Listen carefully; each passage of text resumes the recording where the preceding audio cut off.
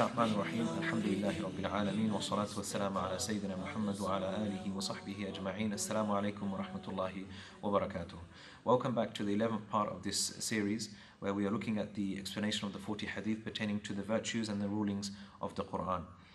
In this hadith, the Prophet sallallahu alaihi wasallam, he said, Al-Qur'anu shafi'un mushaffa'.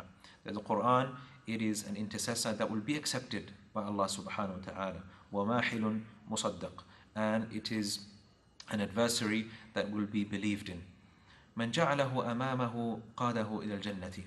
That whoever places the Qur'an in front of him, he will lead him to paradise. وَمَنْ جَعَلَهُ خَلْفَ ظَهْرِهِ ثَاقَهُ إِلَى النَّارِ. And the one who places it behind his back, then he will push him to the hellfire. And this authentic hadith reported in At-Tabarani.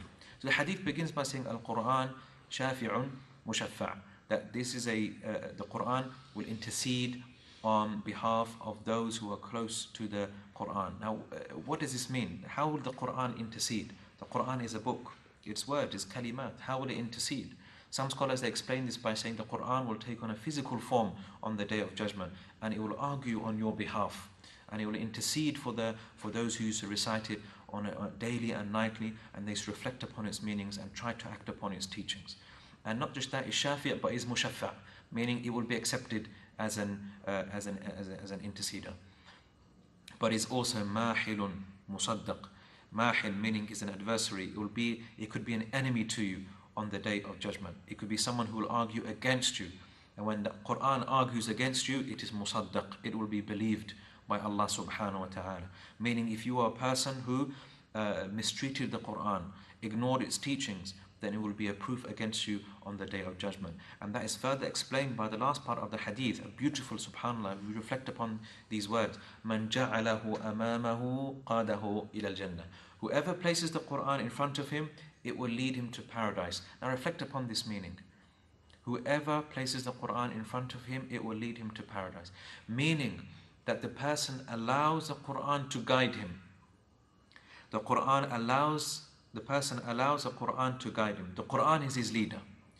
Whatever the Qur'an states, he believes that to be the truth. Whatever the Qur'an states to be falsehood, he believes it to be falsehood. So he approaches the Qur'an with a complete blank slate, which is completely free from misconceived or preconceived notions of what is right and what is wrong, what is correct and what is incorrect. He is one of those people who already knows and believes, well, I know what is right and what is wrong, and he goes to the Qur'an to reaffirm what he already believes in. No. Man ja'alahu amamahu. The true person of the Qur'an, he places the Qur'an in front of him. The Qur'an is only the Qur'an that guides him in his life. And the person who does that, qadahu ila al-jannah. It will lead him to paradise. وَمَنْ جَعَلَهُ خَلْفَ ظَهْرِهِ. But the one who places it behind him, سَاقَهُ إِلَى النَّارِ. That it will only drag him to the fire. It will only push him to the hellfire. Because this person feels as though he is in no need of the Qur'an. And so he seeks his guidance from other sources.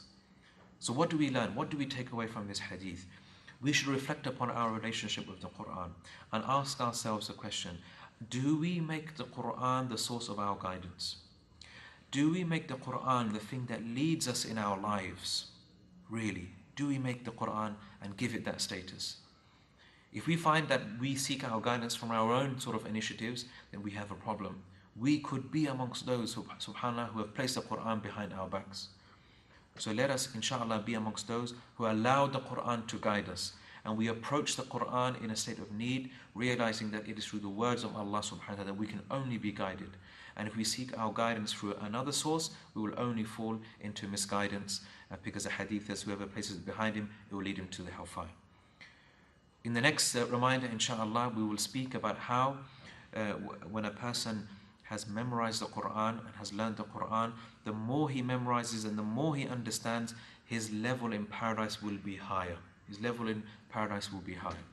So we ask Allah subhanahu wa ta'ala to make us amongst those who place the Qur'an in front of them as their source of guidance, and so that we will be, inshallah, be amongst those who the Qur'an will intercede on our behalf, and the Qur'an will drive us to paradise, inshallah ta'ala. Barakallahu feekum. Assalamu alaikum.